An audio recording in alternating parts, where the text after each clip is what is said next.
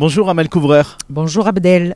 Merci beaucoup d'être l'invité d'Objectif Gare ce vendredi matin. Bon, nous sommes ici au Mas de Meung. C'est ici que régulièrement vous tenez une permanence dans ce quartier populaire nîmois. Puis on a envie de vous dire comment ça se passe, le contact avec les habitants de ce territoire. Écoutez, depuis que je suis élue, depuis 2015, je fais une permanence par mois au Mas de Meung et 2 permanences au Chemin Bas. Et même pendant la période de confinement, nous avons continué les permanences par WhatsApp. La relation avec les habitants est une relation extrêmement intéressante. Les permanences sont pleines. Les gens viennent pour formuler de nombreuses demandes. Quel type de demande ? Écoutez, depuis que je suis élue, j'ai fait 110 ou 115 permanences. J'ai reçu 1100 personnes. L'essentiel des demandes, les 3/4 des demandes, concernent des demandes de logement. Des gens qui veulent quitter les quartiers populaires ou plutôt qui souhaitent rester dans le quartier mais avoir un logement peut-être plus moderne ou plus récent ou plus grand. Les deux, des gens qui souhaitent quitter le quartier et d'autres qui souhaitent rester dans le quartier mais avec un logement adapté à leur situation. On a une pénurie de logement social sur le département. Les gens souhaitent avoir un toit au-dessus de leur tête qui soit relativement correct pour qu'ils puissent éduquer leurs enfants dans des bonnes conditions. Les dernières élections, on peut parler y compris de celles municipales, ont montré une désaffection de l'électorat. Comment on peut l'expliquer aujourd'hui ? Je crois qu'il faut être réaliste. Le citoyen lambda ne va plus voter parce que les questions politiques ne l'intéressent plus ou pas. Les habitants ne croient plus dans les politiques. Nous en sommes tous responsables. Nous ne donnons pas assez d'explications. Je suis élue au conseil départemental le nombre de fois où les gens me disent mais on ne sait pas ce qui se fait, ce qui se décide au conseil départemental quand on parle de RSA, d'APA, d'aide pour les personnes, de centres médico-sociaux, de travailleurs sociaux.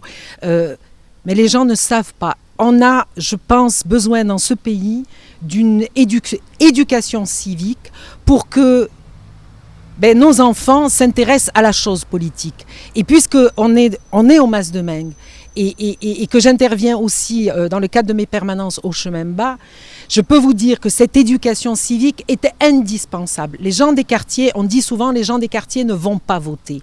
Effectivement, ils votent moins qu'ailleurs, même si cette année quand même les municipales les élections n'ont pas été un grand succès. Et effectivement, si les gens des quartiers s'impliquaient plus dans la vie politique, eh bien je pense qu'on s'en préoccuperait un peu plus. C'est malheureux, mais c'est comme ça. Aux habitants de s'intéresser à la vie politique ou est-ce que c'est aux politiques de venir plus régulièrement dans les quartiers ? Parce qu'à travers les permanences que vous réalisez, que ce soit au Chemin Bas d'Avignon ou que ce soit au Mas de Meung, finalement vous êtes aussi au contact du réel. Est-ce que les politiques ne sont pas déconnectés de cette réalité de terrain ? Je pense qu'il faut arrêter de dire que les politiques sont déconnectés. Les politiques sont des êtres humains comme vous et moi. En l'occurrence, je suis une femme politique. On n'est pas déconnecté du terrain. On sait ce qui se passe. On connaît les difficultés. On peut pas. Les politiques, c'est comme les journalistes. On ne peut pas généraliser. On ne peut pas dire tous les politiques sont comme ça. Les deux, je pense qu'il faut que les politiques soient plus présents sur le terrain et qu'ils expliquent ce qu'ils font. À chaque permanence, je reçois les gens et je leur dis qui je suis. Et inversement, il faut que les habitants se saisissent de la question politique. La question politique, c'est la vie de la cité, c'est la vie de leurs enfants, c'est la France de demain. Et il faut qu'on se donne tous les moyens pour dire, voilà, la politique, c'est ça. C'est pas ce que on voudrait en faire. Ça n'est pas que ça.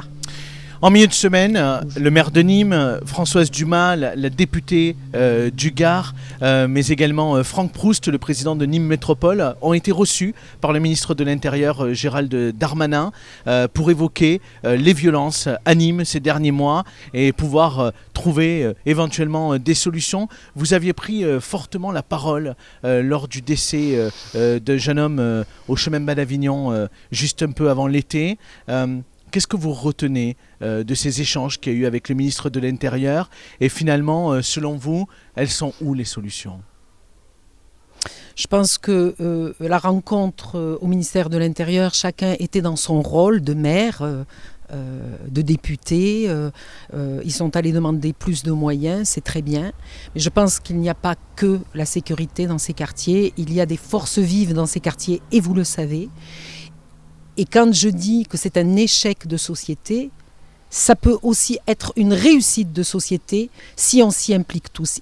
Bien sûr qu'il nous faut plus de policiers, bien sûr qu'il faut plus de policiers formés, bien sûr qu'il faut des moyens pour notre police, parce que ce sont eux qui nous protègent. Mais il faut également des moyens de prévention. Je suis en charge de la politique de la ville au département. La politique de la ville, c'est comme des points d'acupuncture. Ça va accompagner le droit commun. Il ne faut pas que le droit commun déserte ces quartiers. Si tout le monde s'en va de ces quartiers, qu'est-ce qu'ils vont devenir? On va laisser les gens s'entretuer? On va laisser des jeunes de 20 ans mourir? Vraiment, il faut que tous, on y mette les moyens. La prévention. Je suis particulièrement satisfaite de deux éléments qui ont été mis en place. Au Chemin Bas et au Mas de Mengue, nous avons réussi, avec certaines associations, à mettre en place des consultations gratuites de psychologues à destination des familles et des enfants. Parce que quand vous êtes une famille, que vous voyez bien que votre enfant ne va pas bien, que vous voulez prendre rendez-vous en pédopsychiatrie, le délai d'attente est immense. Quand vous voulez accompagner votre enfant voir un psychologue, ça coûte entre 50 et 80 euros. Mais vous, parents, vous sentez bien que votre enfant ne va pas bien et qu'il faut l'accompagner. Combien de situations dramatiques auraient pu être évitées si ces enfants avaient été accompagnés? Donc oui, on a mis ça en place. Si ça arrive à sauver 3, 4, 5 enfants, 5 jeunes, eh bien je serai satisfaite. On ne parle jamais dans ce pays de santé mentale. La santé mentale est le nœud de plein de choses. Il reste que quelques mois pour clôturer votre bilan en tant que conseillère départementale de Nîmes 2. Qu'est-ce que vous retenez de ce bilan, rapidement? Je retiens qu'en politique, il faut être humble et modeste. J'ai beaucoup appris. Je retiens que l'une des promesses que nous avions faites, qui était la construction de ce collège qui est juste derrière vous, a eu lieu après des années et des années de procrastination, comme diraient certains. Je ne sais pas si... Je pense que c'est aux habitants de dire si vraiment on a été, en tant qu'élu sur ce canton... efficace. C'est aux habitants de le dire, c'est aux habitants de l'évaluer. Je pense que quelques petites réussites, plein de choses encore à faire. 6 ans, c'est long et c'est court en même temps, mais c'est dans la vie d'une femme, dans la vie d'un homme, c'est une longue période. Nous avons fait, je pense, du mieux que nous pouvions, avec toujours en tête que quand on intervient pour les jeunes, pour les familles, on leur souhaite ce qu'on pourrait souhaiter à nos propres enfants. Est-ce que vous avez envie de poursuivre votre mission après mars prochain? Votre question me fait sourire parce que ce matin à la permanence, j'ai eu 4 jeunes qui sont arrivés en me posant la même question. J'irai là où je serai utile, Monsieur Samary. Au régional, probablement? Là où je serai utile. Vous n'en avez pas fini avec la politique, Amal Couvreur. Vous savez, la politique, c'est pas que exercer un mandat. Tous ceux qui militent dans les associations, tous les bénévoles, tous ceux qui ont été présents pendant ce Covid, tout cela font de la politique. Merci beaucoup, Amal Couvreur, d'avoir été avec nous ce vendredi matin sur Objectif Gare. Merci à vous de vous être déplacé au cœur du Mas de Mengue, qui est un quartier cher à nos cœurs.